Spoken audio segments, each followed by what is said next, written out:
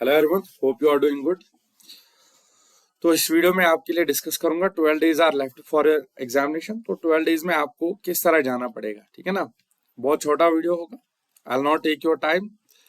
तो 12 दिनों में आप क्या करोगे, so that is very important for you कि 12 दिनों में क्या करोगे आप।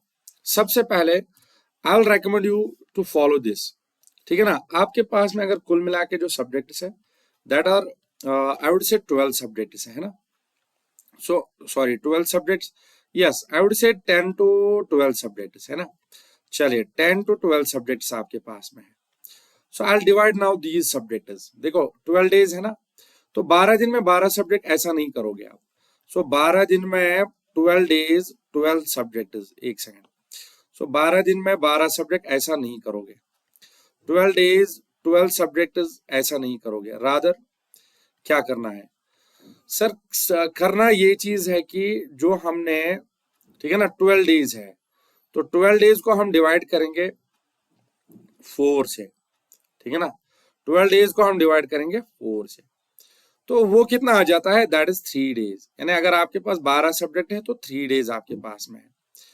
तो ऐसा करोगे कि एक दिन में, ठीक है ना, एक दिन में कम से कम, ठीक है, you will start solving 2 to 3 subjects, 2 to 3 subjects.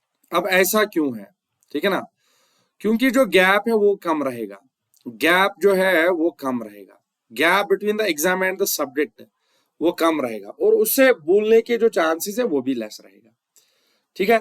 So I would से आपके जो पहले के 3 डेज रहेंगे 20, ठीक है ना। आई वुड से जो आपके पहले के 3 डेज है, कहाँ गया, चलो हाँ जी, तो 20, हाँ 20 से लेकर 23 तक, ठीक है। आप काम करोगे, आप एसओएम पढ़ोगे, स्ट्रेंथ ऑफ मटेरियल। आप इसमें दिन में ही, ठीक है ना, आरसीसी करोगे और एक इजी सब्जेक्ट मान लीजिए सर्वेइंग करोगे। इसके बाद 23 के बाद, ठीक है ना, 26 तक आप क्या करोगे, you will do the Jio technical engineering, environmental engineering और छोटा सब्जेक्ट ट्रांसपोर्टेशन इंजीनियरिंग, जैसे हाईवे हो गया, ठीक है। इसके बाद 26 से लेकर 29 तक आप क्या करोगे, you will do the railway, you will do the, ठीक है ना, CPM PERT, you will do CPM PERT के साथ साथ और क्या रहेगा, ठीक है ना, सीपीएम पर्ट के साथ साथ कौन सा सब्जेक्ट और है, सो कौन सा सब्जेक्ट है, और फ्लूइड मैकेनिक्स। तो ये आप लास्ट के 3 डेज में करोगे। देन क्या करना है, इन सब्जेक्ट्स में क्या क्या स्टडी करना है, that is important for you, ठीक है ना। 3 दिन अगर आपके पास में है तो करना क्या है सर, करना कुछ नहीं है। देखो सिंपल रखना है सर, सिंपल।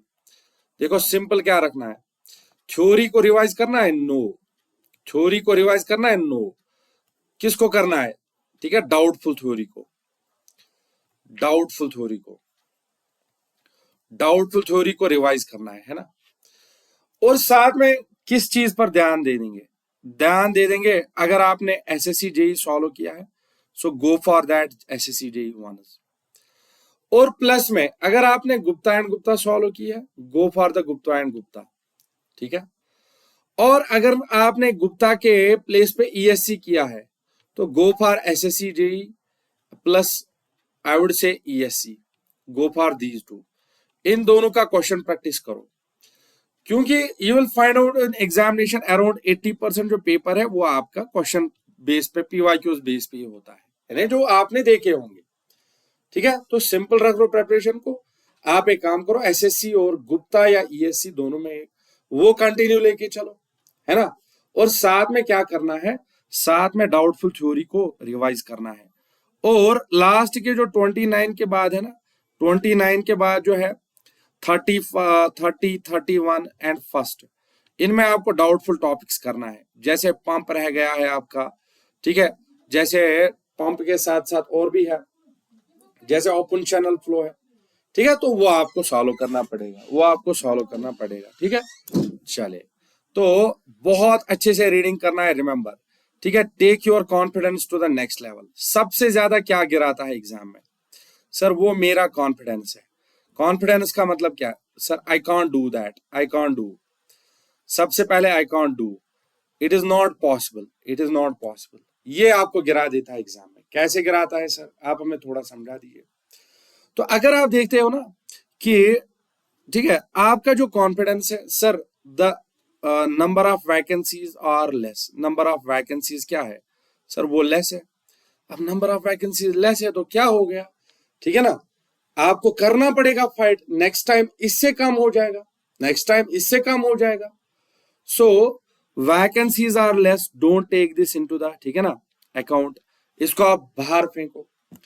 साथ साथ में ये याद रखो सर, जो जनरल कैटेगरी है ज्यादा उनके लिए, जनरल कैटेगरी है तो सर बहुत मुश्किल है हमारे लिए, ठीक है, ये नेगेटिविटी को दूर हटाना है, ठीक है ना।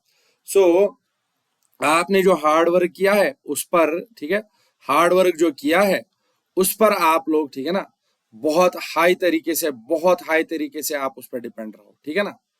और याद रखना रेस्ट जो है, ठीक है ना, सो अल्लाह पे छोड़ोगे, बाकी सारी चीजें अल्लाह पे छोड़ोगे, देन ठीक है ना, आप लोग आप कर सकते हो आराम से। ओके, तो ये ठीक है, मेरा जो बेस्ट स्ट्रैटेजी रहेगा, आपको 3-3 सब्जेक्ट लेके चलो, 3 दिन में 3 दिन में, ठीक है, उससे गैप रहेगा सब्जेक्ट से बीच में कम और भूल जाओगे कम। डाउटफुल थ्योरी सॉल्व करो और go for the assessee JEE and जो आपके गुप्ता एंड गुप्ता है, तो दिन में एक सब्जेक्ट करोगे, आपको पता है जब आपने, आपका प्रिपरेशन लेवल अच्छा होगा, ठीक है। चलिए, तो ये आपका प्रिपरेशन स्ट्रैटेजी है। Thank you very much. और remember, keep the confidence please and please high, keep the confidence high, ठीक है ना। Whatever it is written it will be, ठीक है ना। सो ये नेगेटिविटी हटाना है, मैं नहीं सिलेक्ट हो जाऊंगा, ये हटाना है, बस आगे बढ़ना है, ठीक है। चलो, इसके साथ साथ आप लोग इस वीडियो को लाइक करना, लाइक के साथ साथ इसको सब्सक्राइब भी करना। ओके, सो चलिए मिलते हैं। Thank you very much, thank you.